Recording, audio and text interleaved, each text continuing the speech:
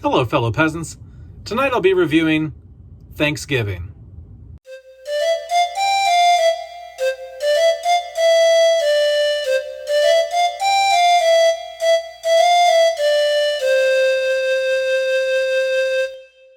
Alright guys, so I just got done watching Thanksgiving. This came out a few months ago in 2003, directed by Eli Roth. What's it about? Basically, it's about this serial killer who's dressed up as a pilgrim in Plymouth, Massachusetts, and he's going around murdering people to get revenge for a massacre that happened on Black Friday a year ago at a retail store in the town. What do I like and what do I not like? I'm just going to let you know right now, this is a spoiler review. So I'm going to say things that will spoil the movie. So if you haven't seen the movie yet, please do not watch the rest of this review. But if you don't give a fuck for it to be spoiled, come on in and get spoiled. All right. What do I like? I like the pacing. I like the storytelling. I didn't get bored during this film. There wasn't a moment that I felt like, all right, let's pick up the pace here. I think that if it had went another 10, 15 minutes, it would have outstayed its welcome, but it didn't. I think it's a great length. I like the story itself. I like the idea of there being some greedy Black Friday supermarket crazy rush, some sort of like massacre that happens basically at this supermarket, and that this big box store really, and that and then somebody like flips out and wants revenge for what happened there, you know. So I think that's interesting. And there just hasn't been a lot of Thanksgiving themed movies, period. I mean, this is like, I can count on like 3 fingers like how many fucking movies are based on Thanksgiving. What else did I like? I like the acting. I think the acting was good. The performances were good. Really good, actually. Is it Oscar worthy? No, but I mean, for a slasher movie, I think the acting in this is really good. What else did I like? I like the kills. The kills are cool. They're different. He doesn't kill them the same way every time. He's very innovative with the kills. My favorite kill is definitely the security guard. He's the second kill in the film, and he gets decapitated. He takes the string thing and like cuts his head off, and then he sticks his head in his duffel bag, and then you think he's going to kill the security guard's cat, but he doesn't. He feeds the cat, and then while he's walking out of the apartment, you see the cat eating out of his food bowl, and in the background, the cat's owner is like bleeding out like all over the floor, and it's just like it's a badass kill.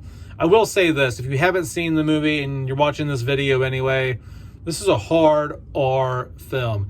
This is a very violent movie. If you don't like blood, guts, and gore, and a lot of things getting chopped up, people getting chopped up, and all the kinds of, you will not like to watch this movie. I was actually surprised, and I heard that it was a violent movie, but I was actually really surprised at how violent it is. I wasn't expecting it to be at that level. And then we're going to go into the mixed things. I know I said I'm going to tell you what I like, what I don't like. We're going to get into the mixed things now. And the only thing that I'm mixed on, really, is the tone of the film. So for some reason, it's my fault. For some reason, I went into this film thinking that it was going to have a very maybe serious tone, maybe similar to that of Scream or I Know What You Did Last Summer. There was a lot more comedy in this, a lot more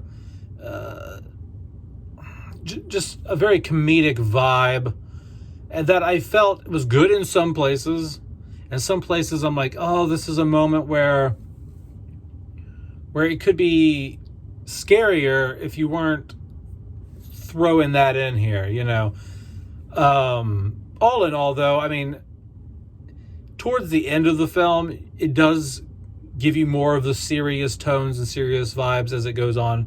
But very much at the beginning, up until the middle of the film, the first half of the film or more, is just a little bit over the creepiness and the seriousness of the situation is just watered down a little bit by the humor. Not that the humor is bad or anything in this. It's just not what I was expecting. I was thinking for some reason this was going to be a serious film throughout. What do I not like about the movie?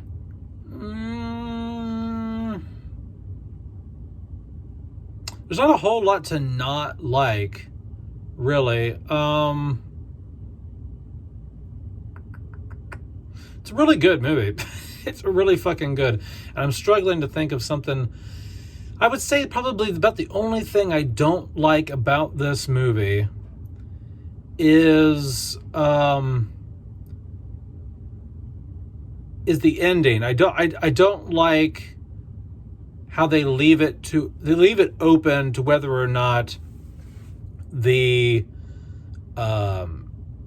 sheriff is alive or not. So the sheriff is the killer in the film. The sheriff is John Carver. He's the pilgrim guy dressed up killing everybody.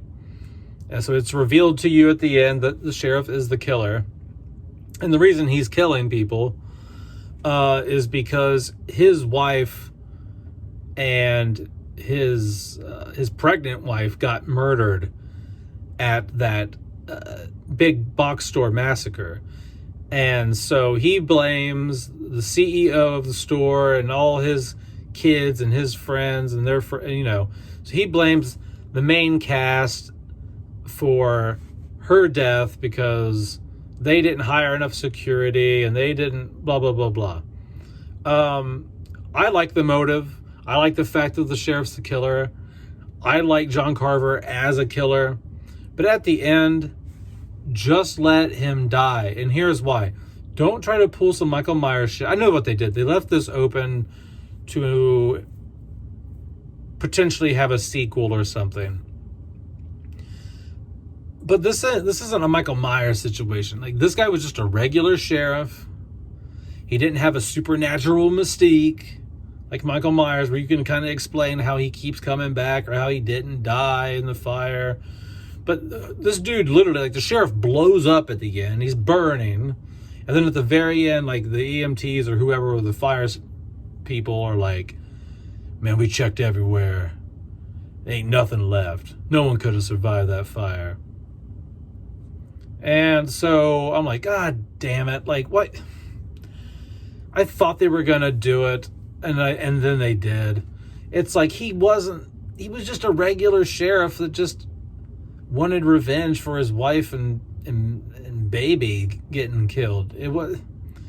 So if they do a sequel, I really hope they don't do a sequel. I hope they leave it as is. Don't do a sequel to this. This doesn't need to be a franchise or anything like that. Just leave it be. It's a much stronger film if you just leave it be.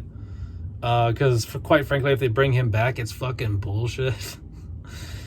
So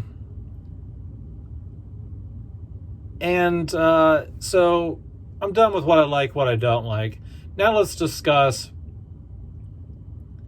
if going forward, John Carver could be the next big horror icon. Or a horror icon.